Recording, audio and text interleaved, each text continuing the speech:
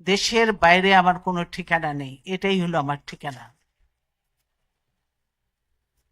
এই দেশ, এই দেশের মাটি মানুষই আমার সবকিছু, কাজে আমি দেশের বাইরে যাব না।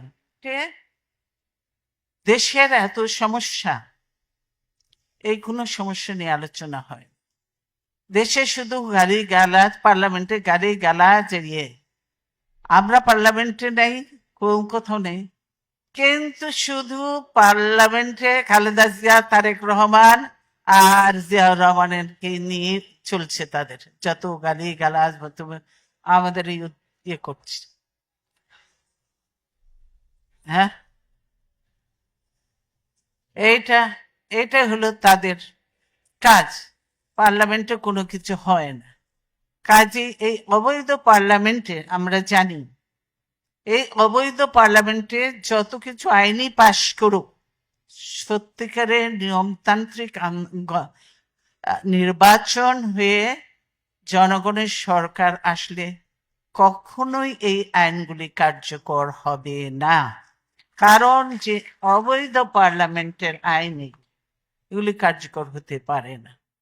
আপনারা দেখলেন যে আজকে দলীয়করণ করেছে, আমি আগে বলেছি প্রশাসন হয়েছে, পুলিশ হয়েছে, তারপরে নির্বাচন কমিশন।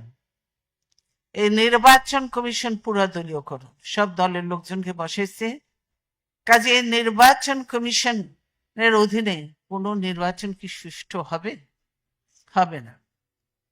এই হাসিনার অধীনে কোনো নির্বাচন কি সুষ্ঠু হবে? এতগুলো কিছু দেখার পর হবে না। যার জন্যই আমাদের ডিমান্ডটা